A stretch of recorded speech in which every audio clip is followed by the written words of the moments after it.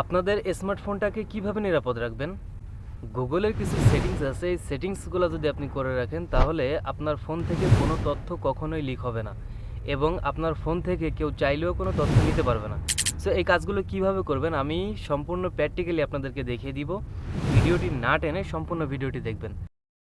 আপনারা চলে যাবেন সেটিংসে আসার পর স্ক্রল করে একটু নিচে আসবেন। নিচে আসলে দেখতে পারবেন এখানে গুগল নামে একটি অপশন আছে। এই যে দেখেন গুগল, এই গুগল লেখাটির উপরে জাস্ট একটা ক্লিক করবেন। ক্লিক করার পর আপনি এখানে দেখতে পারবেন অল সার্ভিসেস নামে একটা অপশন আছে, আপনি এই লেখাটির উপরে একটা ক্লিক করবেন। তারপর আপনি এখান থেকে স্ক্রল করে একটু নিচের দিকে আসবেন। নিচে আসার পর এখন দেখেন আনওয়ান টেকার অ্যালার্টস নামে একটি অপশন রয়েছে, এটির উপরে একটা ক্লিক করবেন। এখন দেখেন এইখানে তারা কি বলছে, আনওয়ান কোনো অ্যাপস বা ওয়েবসাইট যদি আপনার ফোনকে ট্র্যাক করার চেষ্টা করে, ঠিক আছে, সো তখন তারা কিন্তু আপনাকে নোটিফিকেশনের মাধ্যমে জানিয়ে দিবে যদি এটা আপনার চালু করা থাকে। অনেকের আবার এটা বন্ধ করা থাকতে পারে। সো এটাকে যদি আপনি চালু করে দেন তাহলে আপনি যে ওয়েবসাইট এবং অ্যাপস ভিজিট করেন সেগুলো থেকে যদি কন্ট্রোল নিতে চায় তাহলে আপনি টের পাবেন এই অ্যালার্টের মাধ্যমে। আমরা একটু ব্যাক করে চলে আসি তারপরের অপশনটিতে। তার পরের অপশনটা হচ্ছে ট্রিপ প্রোটেকশন। এখানে যদি আমরা ক্লিক দেই তাহলে দেখেন এই অপশনটা আবার বন্ধ রয়েছে। তাহলে চালু করলে কি হবে?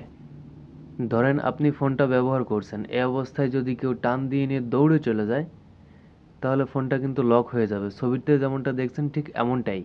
সো এটা অফ আছে, এটাকে আপনি অন করে দিবেন।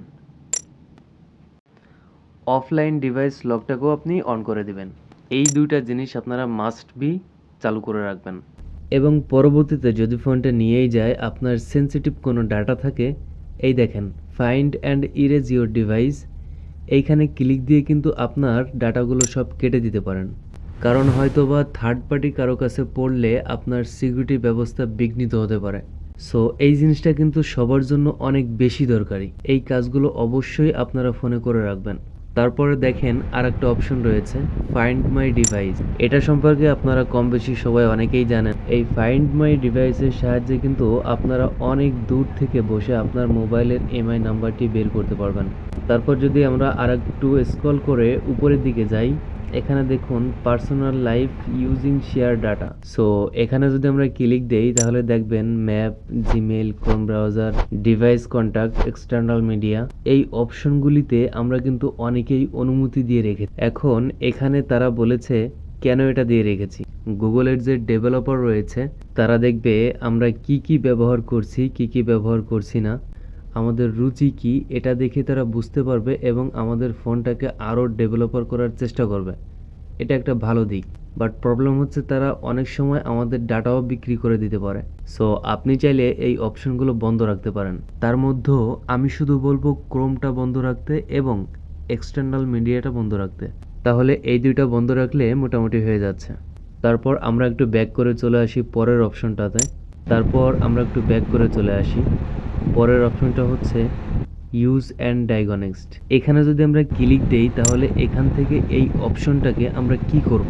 সো আপনাদের যদি এই অপশনটা অন করা থাকে তাহলে অফ করে রাখবেন, কারণ এই অপশনটার মাধ্যমে গুগল আপনাকে এক্সপেরিমেন্ট করতে পারে। এটাতে আপনার ব্যাটারি লাইফটা একটু কনজিউমড হতে পারে, তো দরকার কি। সো আপনার সিকিউরিটি ব্যবস্থাটা আপনি ঠিক রাখতে চাইলে এটা বন্ধ রাখতে পারেন। সো গাইস, এই হচ্ছে মূলত আমার আজকের ভিডিও। আশা করি ভিডিওটা আপনাদের ভালো লাগবে।